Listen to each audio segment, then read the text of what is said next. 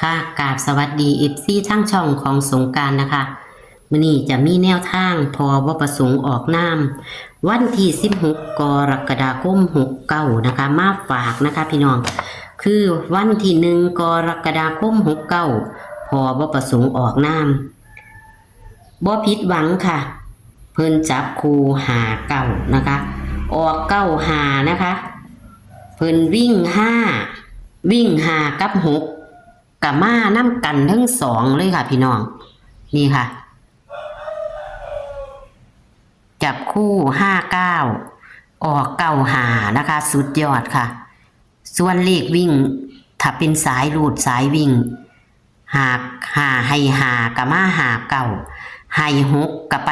62นะคะเลขในตารางเพิ่นก็มีอยู่62นะคะพี่น้อง5 9ก็ตรงกันนะคะออกตัวกลับค่ะออกตัวกลับก็ถือว่าบ่ผิดหวังนะคะ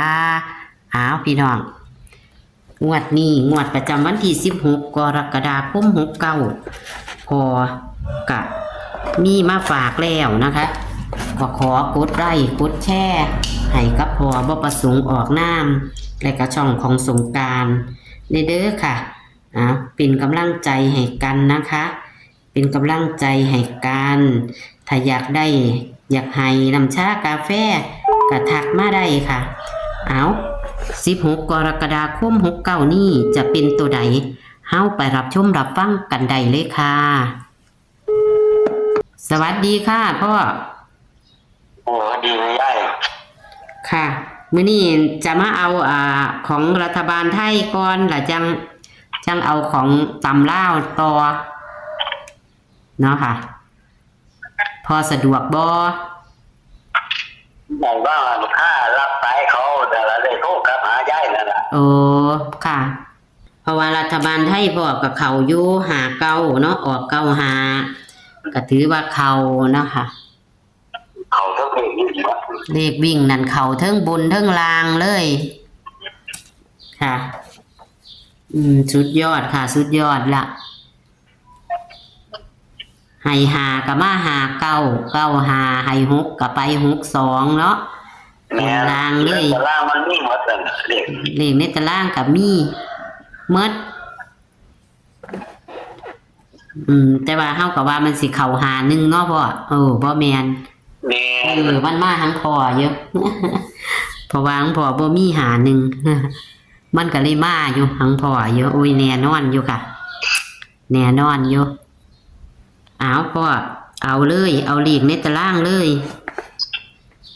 นี่นะตารางนี่6มี7มี8มี9ทั้งไตนี่เนาะพ่อ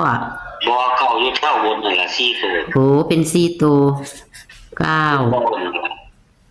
แล้วก็0 1 2 3น่ะ0 1 2 3บ่ได้แท้เลขอันนี้เพราะว่ามันมี4ตัวเนาะบ่ได้แท้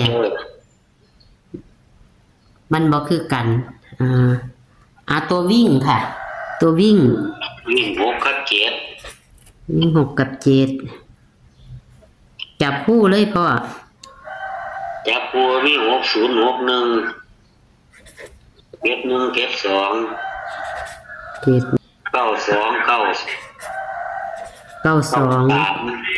92 93แม่นบ่พ่อแม่น82 83 แล้วก็07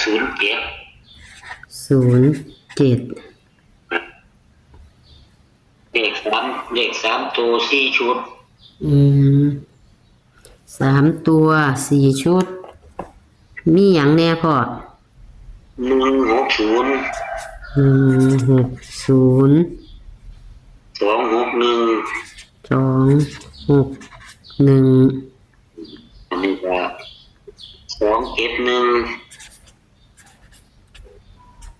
271 207มี4หางบ่พ่อหรือ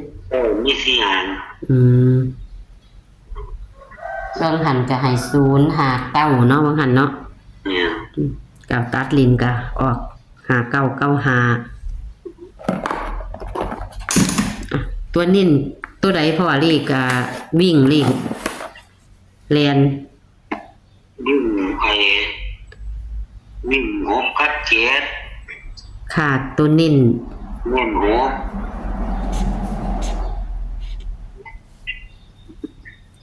สองตัวนิ่นตัวใดค่ะ 60 61 6061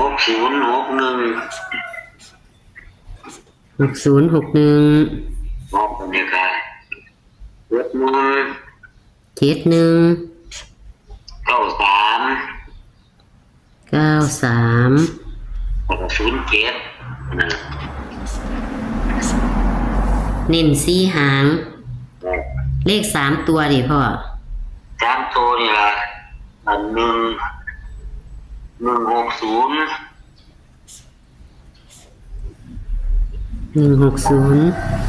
261นะ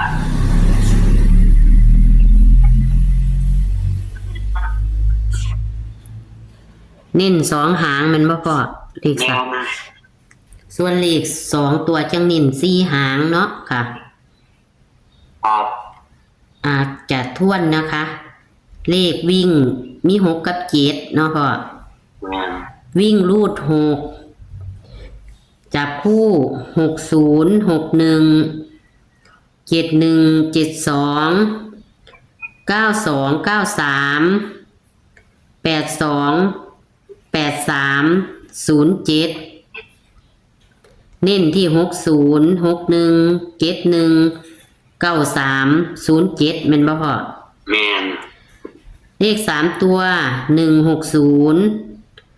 261 271 207 เน้นที่160 261แม่นบ่พ่อ แม่น ค่ะตัวเน้นบางหันกับบ่ผิดหวัง เลข3ตัวกับเขาตัวนิ่นตัดลินแล้วก็เลข2ตัวกับตัวนิ่นซ้ำผลตัวนี้เขานิ่นตัวใดออกตัวนั้นอยุตัวนี้พ่อพี่น้องผู้ใดได้น้ำพ่อกะซอยน้ำชากาแฟในเด้อค่ะเลขลาวกับเขาดีเลขไทยกับเขาดีอยู่ค่ะ เขาคือเขาเลยพวกนี้ย้ายรัฐบาลไทย รัฐบาลไทยพอฝันละไป บ่ฝันกับเขาดอก ค่ะ ว่าของเด็กมันเขาโกกี้หัวกันอยู่นั่นล่ะเขา อื เขาหกสอง มแม่นมันชอบขี้หัวกัน มาม าก เด็กอยู่ในตารางเบิ่งโลกงวดนี้ก็มาแน่ๆแล้ว60กับ93 มัก60แม่นบ่พ่อ แม่น60กับ93มาละ 60กับ93เอาตัวนิ่นเลย เอานิ่นเลยเขียนไว้เลยให้ FC เพิ่นมั่นใจนำ6093ขอให้มาอีกขอขอบคุณพ่อเด้อค่ะบัดนี้ ครับผมยาย ค่ะ สวัสดีค่ะ ครับสวัสดีครับ เลขพอ1 กรกฎาคม 69 พอบ่ประสงค์ออกนามกระสุดยอดนะคะ เบิ่งค่ะ เลขในตารางเพิ่นกับกอดข้อกันมากก็คือหาเก่าอยู่ตรงกันเด้อค่ะพี่น้อง60งวดบ่แม่น62จังอยู่คนละหม่องนะคะ แต่กับกอดข้อกันมาดีมาทั้งบนมาทั้งล่างค่ะ วิ่งนะคะ5กับ6กับมาทั้งหามาทั้ง6นะคะ5กับมาเก่าหานะคะ6กับมา62ค่ะจับคู่59มาเก่าหานะคะบ่ผิดหวังค่ะพี่น้องบ่ผิดหวังนะคะเลขพอบ่ประสงค์ออกนามส่วน16 กรกฎาคม 69มาแล้วนะคะ